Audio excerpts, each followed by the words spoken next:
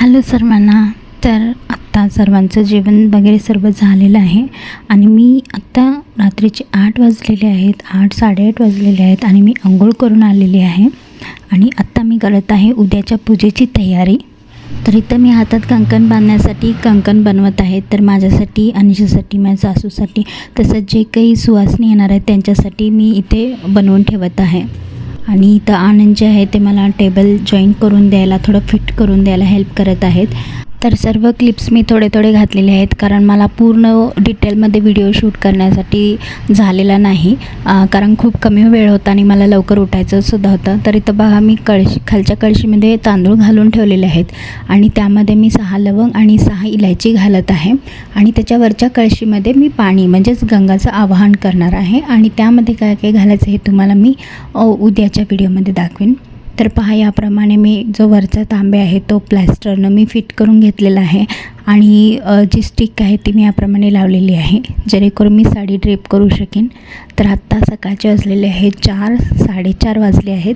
तर इथे माझी पूजा सुरू झालेली आहे. उंबरठ्याची पूजा झालेली आहे, तुळशीची पूजा झालेली आहे आणि फायनली देवपूजासुद्धा झालेली आहे आणि आत्ता मी सुरू करणार आहे वरमहालक्ष्मीची पूजा. तर तुम्ही मागं बघू शकता, साडी ड्रेप वगैरे सर्व करून ठेवलेले आहे आणि इथं वाजलेले आहेत 5. तर आता मी सुरू करणार आहे. तर 5:45 चांगला मुहूर्त आहे म्हणून सांगितलं आहे आणि गंगाचं जे आवाहन आहे ते मी पूजा केलेलं आहे आणि शेवटी माझी पूजा जी आहे ती पूर्ण झालेली आहे. 5:45च्या आत माझी पूजा पूर्ण झालेली होती आणि सर्वजण उठल्यानंतर मी 9-10 वाजता आरती वगैरे केलेली आहे आणि नैवेद्यसुद्धा दाखवलेला आहे.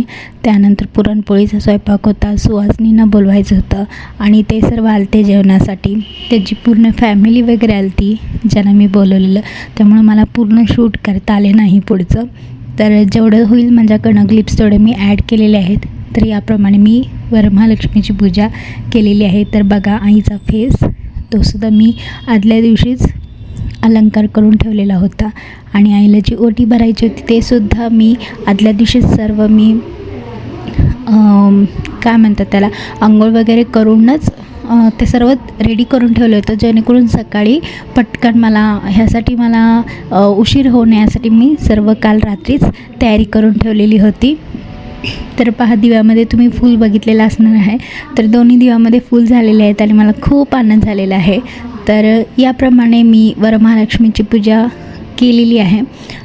तर मी ट्राय करेन की नेक्स्ट टाईम तुम्हाला डिटेलमध्ये सर्व शेअर करेन.